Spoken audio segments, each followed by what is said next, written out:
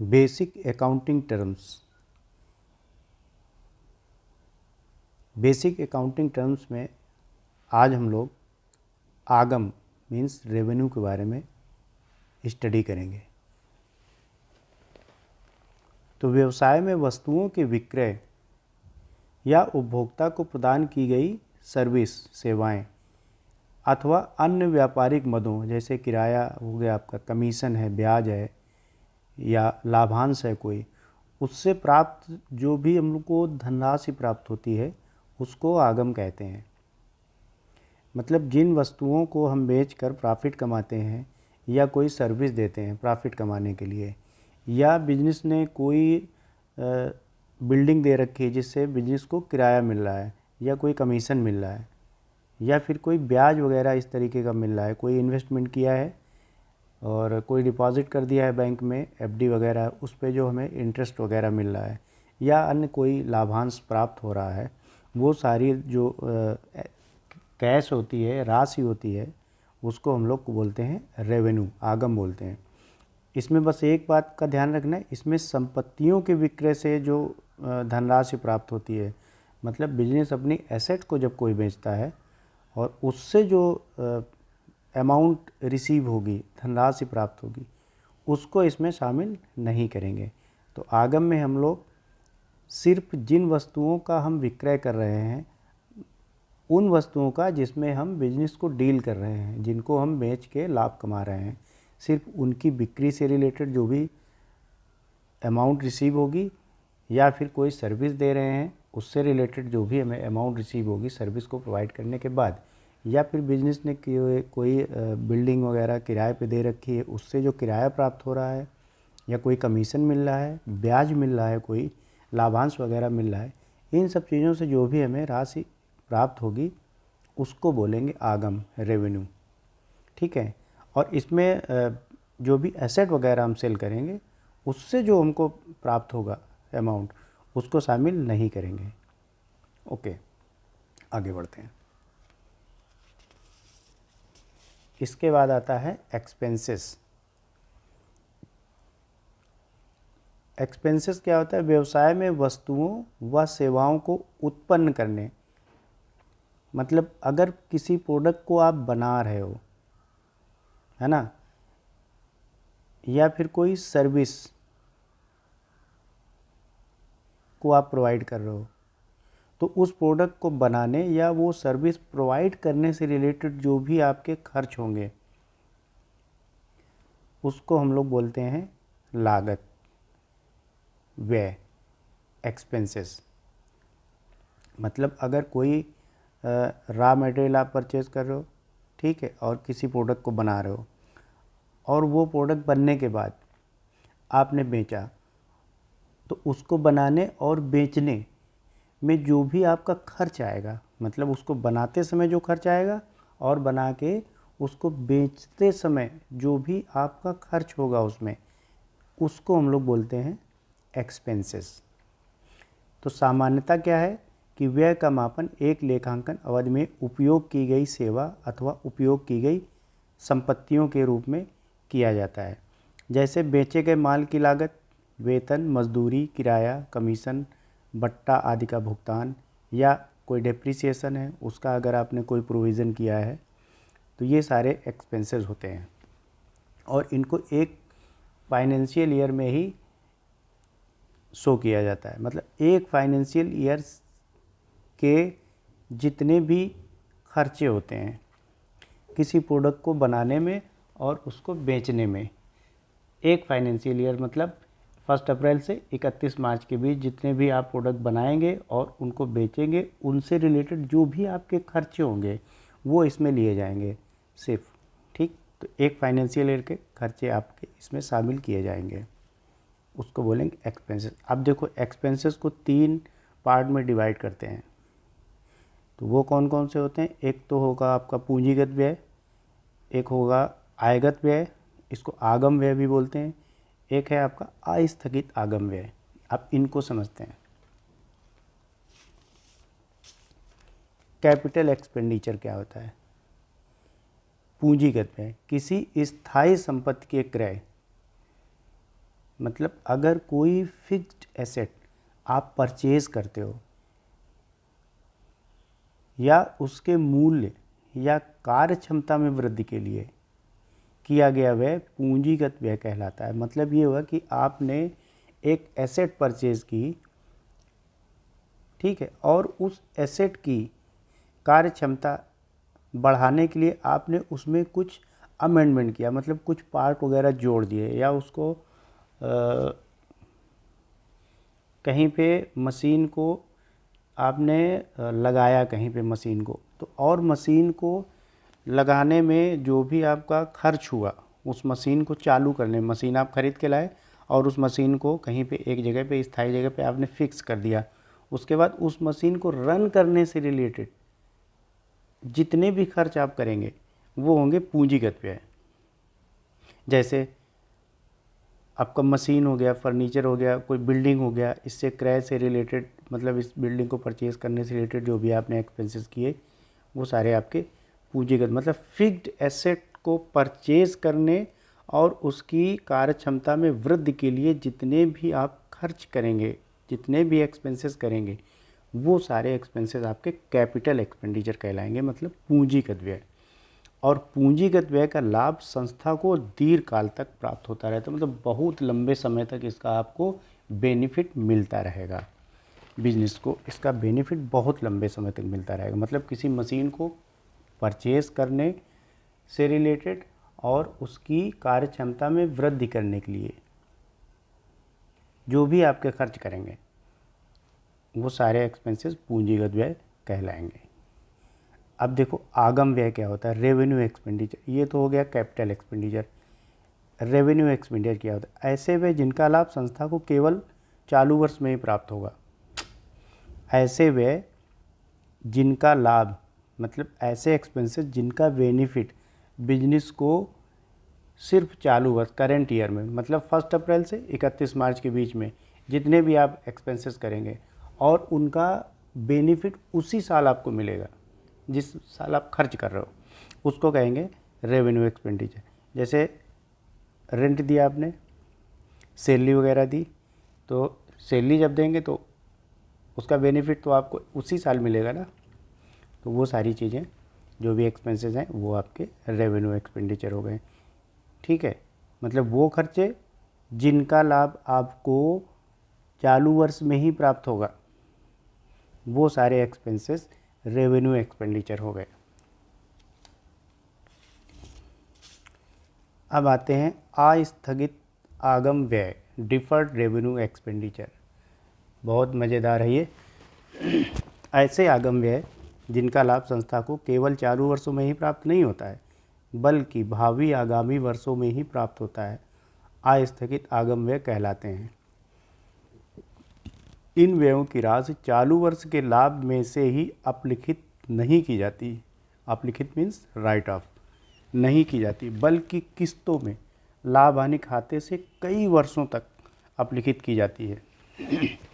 अब जैसे आपने कोई बिजनेस किया और उस बिज़नेस में आपने बहुत बड़े पैमाने पर, मतलब काफ़ी बड़ी अमाउंट आपने एडवर्टीज़मेंट पे खर्च कर दी और आपको पता है कि इस एडवर्टीज़मेंट पे जो भी हमने खर्च किया है इसका बेनिफिट मुझे आने वाले 5 साल तक मिलेगा। तो अगर वो सारी अमाउंट को आप प्रॉफिट एंड लॉस अकाउंट में शो कर देंगे तो आपके जो बिजनेस की फाइनेंशियल कंडीशन होगी वो सही नहीं आएगी, क्योंकि आप उसका बेनिफिट तो 5 साल तक ले रहे हो, लेकिन आपने उस एक्सपेंसेस को शो कर दिया एक ही साल, मतलब जिस साल आपने खर्च किया उसी साल आपने उसको दिखा दिया, तो आपकी कंपनी या ऑर्गेनाइजेशन बिजनेस तो लॉस दिखाएगा।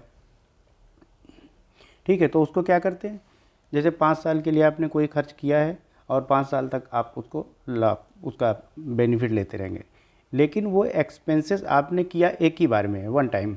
जैसे सपोज़ करो विज्ञापन पे आपने 5 लाख रुपए खर्च कर दिए और 5 साल के लिए उसका आपको बेनिफिट मिलेगा, तो 1 लाख रुपए आप इस साल दिखाएंगे, 1 लाख अगले साल, 1 लाख तीसरे साल, चौथे साल 1 लाख, 5वें साल 1 लाख, और ऐसे धीरे धीरे करके उसको राइट ऑफ कर देंगे।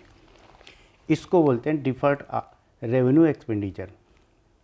मीन्स ऐसे आगम व्यय जिनका लाभ संस्था को केवल चालू वर्षों में ही प्राप्त नहीं होता है बल्कि भावी आगामी वर्षों में भी प्राप्त होता रहता है, आस्थगित आगम व्यय कहलाते हैं। इन व्ययों की राशि चालू वर्ष के लाभ हानि में से ही अभिलिखित नहीं की जाती, बल्कि किस्तों में लाभ हानि खाते में कई वर्षों तक अभिलिखित किया जाता है। जैसे बड़े पैमाने पर किया गया विज्ञापन व्यय, संपत्ति के विक्रय से होने वाली असाधारण हानि, प्रारंभिक व्यय, एक्सेट्रा एक्सेट्रा।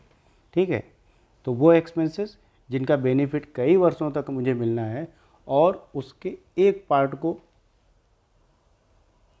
करेंट ईयर में, फिर उसके एक पार्ट को दूसरे साल, तीसरे साल, चौथे साल, ऐसे धीरे धीरे करके उसके खर्चे को हम लोग राइट अप करते हैं प्रॉफिट एंड लॉस अकाउंट में। उसको बोलते हैं डिफर्ड रेवेन्यू एक्सपेंडिचर।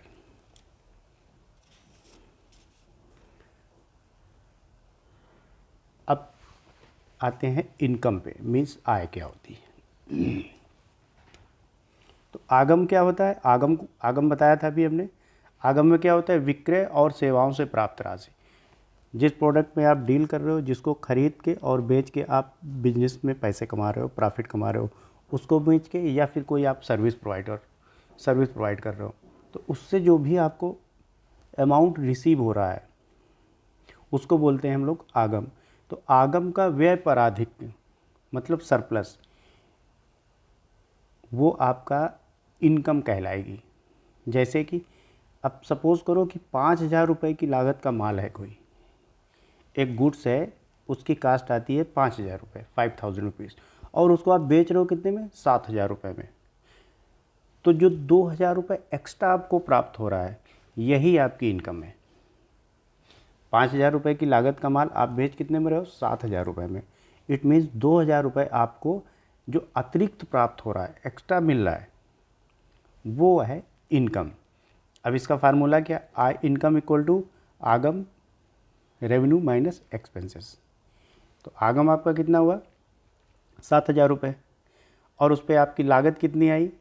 5,000 रुपये। 5,000 रुपये की लागत तो है उसकी, तो 7,000 रुपये 5,000 माइनस कर देंगे, 2,000 रुपये जो आएगा वो आपकी इनकम हो गई। प्रॉफिट क्या है? एक लेखांकन अवधि में समस्त व्ययों पर कुल आय का आधिक मीन्स सरप्लस, एक अकाउंटिंग ईयर में टोटल एक्सपेंसेस पर जो टोटल इनकम का सरप्लस होगा वो होगा प्रॉफिट। अब प्रॉफिट में क्या होता है? पूंजी में वृद्धि हो जाती है, कैपिटल में ये जाके जुड़ जाता है। जब आप फाइनल अकाउंट बनाएंगे तो प्रॉफिट एंड लॉस अकाउंट का जो प्रॉफिट होगा वो प्रोप्राइटर या पार्टनर्स की कैपिटल में ऐड हो जाएगा। और इसको कैसे निकालेंगे? प्रॉफिट इक्वल टू कुल आय, total income minus total expenses. Income आपको मैंने बता दिया, एक्सपेंसेस भी मैंने बता दिए थे। तो profit equal to total income minus total expenses. Total income में टोटल एक्सपेंसेस माइनस कर देंगे, जो बचेगा वो आपका प्रॉफिट हो गया। और प्रॉफिट का कैलकुलेशन एक अकाउंटिंग ईयर में ही किया जाता है, 1 अप्रैल टू 31 मार्च। लॉस क्या होता है? किसी लेखांकन अवधि में कुल आय पर कुल व्यय का अधिक, जस्ट रिवर्स है इसका। जब आपके एक्सपेंसेस आपकी इनकम से ज़्यादा होंगे तो जितना अमाउंट ज़्यादा होगा वही आपका क्या हो गया? लॉस हो गया। और लॉस से क्या होगा? पूंजी में कमी आ जाएगी। प्रॉफिट में क्या होता था? पूंजी में वृद्धि होती थी, कैपिटल बढ़ जाती थी उतने प्रॉफिट से। अब लॉस में क्या होगा? उतने ही लॉस से कैपिटल आपकी कम हो जाएगी। तो लॉस का फार्मूला कि हानि इक्वल टू कुल व्यय माइनस कुल आय, total expenses minus total income, जो हुआ वही आपका लॉस हो गया। अब सपोज़ करो 7,000 रुपये की लागत का कोई गुड्स था, माल था, और उसको आपने बेच दिया कितने में? 5 में ही। 7,000 रुपये आपने खर्च करे थे किसी प्रोडक्ट की कास्ट में, ठीक है। किसी प्रोडक्ट की कास्ट 7,000 रुपीज़ है और वो सेल आउट कितने में हुआ? 5,000 रुपये, मतलब 2,000 रुपये आपका हो गया लॉस। ये होती है हानि। गुड्स क्या होता है? वस्तु या माल। तो व्यापार में जो वस्तु पुनः विक्रय कर लाभ कमाने के उद्देश्य से अथवा वस्तु के निर्माण हेतु कच्चे माल के रूप में क्रय की जाती है उसे कहते हैं गुड्स।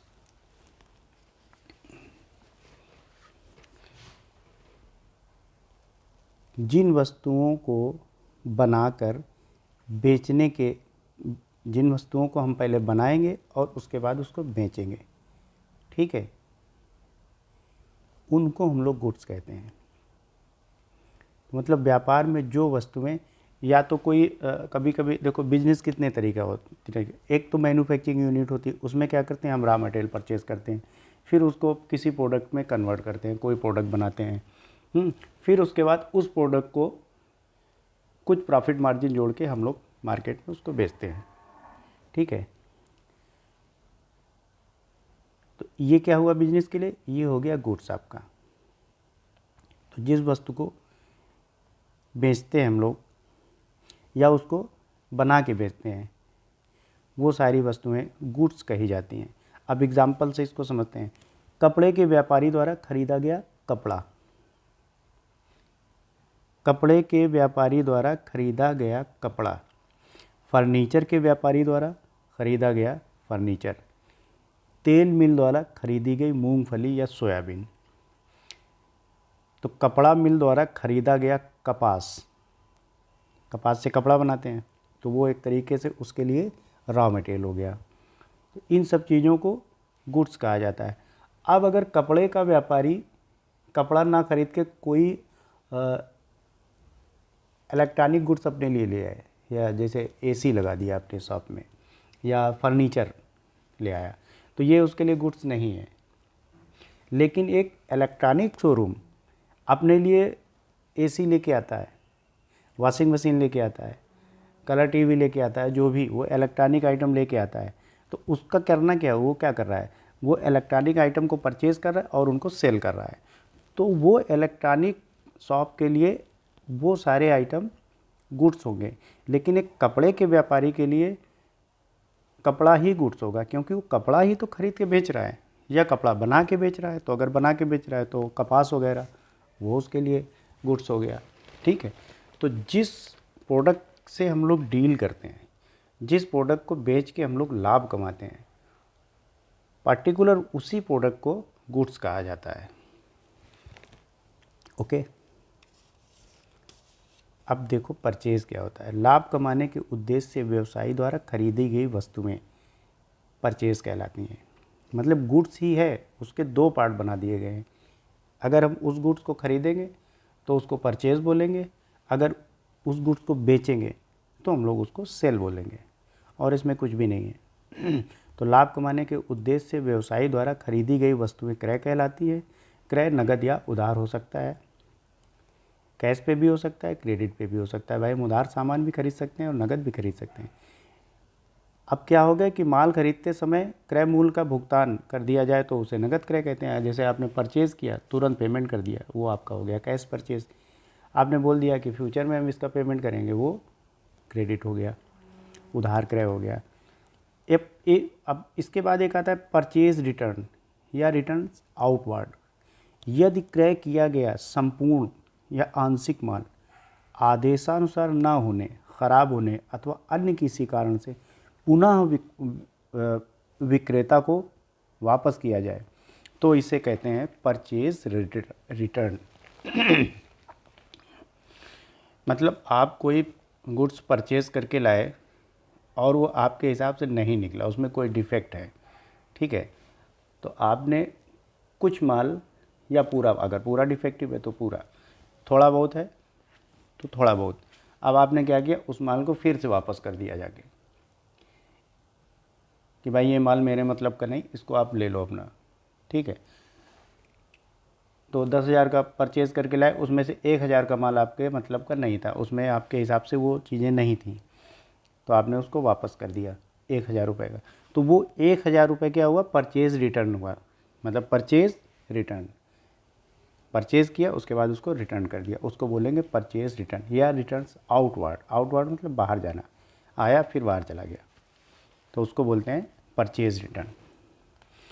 तो परचेज रिटर्न क्या होता है, यदि क्रय किया गया संपूर्ण या आंशिक माल आदेशानुसार न होने, खराब होने अथवा अन्य किसी कारण से पुनः विक्रेता को वापस किया जाए तो इसे बोलते हैं क्रय वापसी, परचेज रिटर्न। अब आते हैं सेल्स क्या होता है। लाभ कमाने के उद्देश्य से खरीदी गई वस्तुओं की विक्रय कहलाती है। विक्रय नगद या उधार हो सकता है। अब नगद क्या होगा, तुरंत पेमेंट मिल जाए तो नगद, बाद में पेमेंट मिलेगा तो उधार। तो लाभ कमाने के उद्देश्य से जो भी आप वस्तुओं को बेचेंगे, गुड्स बेचेंगे, जिसको बेच के प्रॉफिट कमाना आपका उद्देश्य है, उसको आपको, वो आपके लिए सेल हो गई, सेल बोलते हैं उसको। ठीक है। सेल दो तरीके की होती है, एक कैश सेल होगी, एक क्रेडिट सेल होगी। कैश सेल में क्या हो गया, आपने बेचा प्रोडक्ट, तुरंत आपको पेमेंट मिल गया, वो हो गई कैश सेल। बाद में पेमेंट मिलना है, वो आपका हो गया क्रेडिट सेल। अब जैसे परचेज रिटर्न होता है तो वैसे सेल्स रिटर्न भी होगा। अब आपने किसी कस्टमर को माल बेचा और वो माल या तो पूरा या उसका थोड़ा पार्ट उस कस्टमर के अकॉर्डिंग नहीं था, मतलब आपने जैसा बताया था वैसा नहीं निकला वो माल, कुछ उसमें टूट फूट हो गई, डिफेक्ट निकल गया किसी भी कारण से। अब उस कस्टमर ने क्या किया, आपको या तो पूरा माल वापस कर दिया या उसका थोड़ा सा पार्ट आपको वापस कर दिया, लौटा दिया, तो वो क्या हो गया, विक्रय वापसी, सेल्स रिटर्न। मतलब बेचा गया माल या तो पूरा आ जाए वापस या उसका कुछ पार्ट आ जाए वापस, उसको बोलेंगे सेल्स रिटर्न। तो परचेज रिटर्न में क्या था, परचेज रिटर्न में ख़रीदा गया माल वापस करा था, और सेल्स रिटर्न में बेचा हुआ माल वापस आ गया, सेल्स रिटर्न हो गया। सिंपल सा है। ओके, आज के लिए इतना ही।